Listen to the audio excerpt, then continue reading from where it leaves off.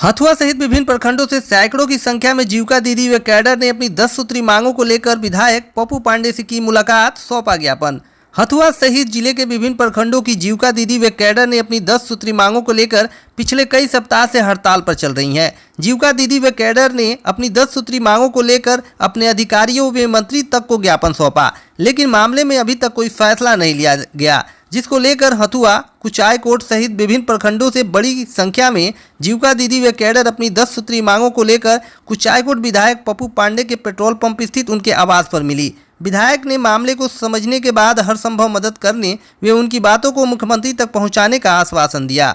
हमारी 10 सूत्री मांगे हैं सर, हम यही चाहते हैं। हमारी सबसे पहली मांग तो ये है कि जो हम लोग कैडर हैं उनका मानदेय पे हम लोग जो भी ये कर रहे हैं कि हमारा मानदेय बढ़ाया जाए। हम लोग जितना काम कर रहे हैं उस हिसाब से हमें मजदूरी मिलनी चाहिए। इस उम्मीद के साथ आए हैं कि मान लीजिए कि हम लोग को नीतीश कुमार जी आत्मनिर्भर बनने के लिए घर से बाहर निकाल दिए, तो घर से तो बाहर हम लोग निकल गए और काम कर रहे हैं। तो मान लीजिए काम से अगर पेट नहीं भरा, आत्मनिर्भर कहते हैं कि बना रहे हैं, महिलाओं को आत्मनिर्भर बना रहे हैं, तो आत्मनिर्भर हम तो बने, पर कैसे बने जब पेट ही नहीं भर रहा है। हमारा पेट तो दूर की बात, हमारा बाल बच्चा का भी पेट नहीं भरे, तो बताइए कि घर में बच्चा को खिलाएंगे नहीं, पिलाएंगे नहीं, तब तक हम बाहर काम करने कैसे जाएंगे। और काम कर रहे हैं, क्या 2000 में हमारा ज़रूरत चल सकता है। हम लोग का सारे कैडर हम लोग हड़ताल पे हैं, लेकिन हम लोग का CCAC जो भी PPM स्टाफ सीनियर है उन लोग का कहना है कि आप लोग हड़ताल छोड़िए और इतने ही पैसों में काम करिए, लेकिन हम लोग कोई तैयार नहीं है। और हम लोग की जो 10 सूत्री मांगे है उसमें पहला है कि हम लोग को कोई पहचान मिलना चाहिए कि हम लोग हाँ एक कैडर हैं, हम लोग जीविका में किसी पोस्ट पे हैं।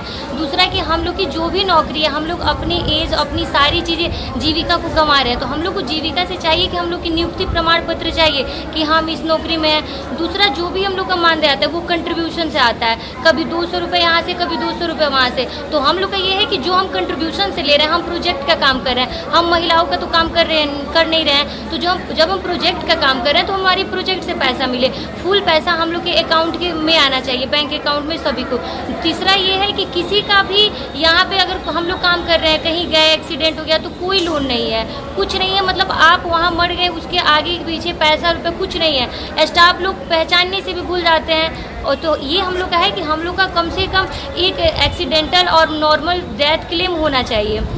यह है कि जो भी CLF में जो भी दीदी एक मजदूर हैं वो अपने घर रहती तो 200-300 रुपये ज़रूर कमाती, लेकिन जीविका के काम से OB मेंबर, उनको हम लोग OB मेंबर बनाया है, उस BU का अध्यक्ष सचिव बनाया है, तो वो पूरे दिन सुबह से शाम तक सारे कामों को कलेक्ट करती हैं, लेकिन शाम को हम लोग 1 रुपया भी उनको नहीं देते हैं। वैसे ही CLF में है, जो CLF ऑफिस है वहाँ भी महिला काम करती है, उन लोग को 1 रुपया नहीं दिया जाता है। वो सुबह से शाम तक बैठती है, वो हम लोग से बोलती है कि दीदी हम लोग को मिलेगा नहीं, हम लोग क्यों बैठेंगे। तो हम लोग का ये है कि CLF में जो भी दीदी काम कर रही है उनको 500 रुपया, BU में जो भी दीदी काम कर रही है उनको 300 रुपया भत्ता के रूप में दिया जाए, और जो समूह में काम कर रही है उनको सर हम लोग 200 रुपया एक दिन का भत्ता में दिया जाए। हम लोग का जाने आने का खर्चा मिलना चाहिए।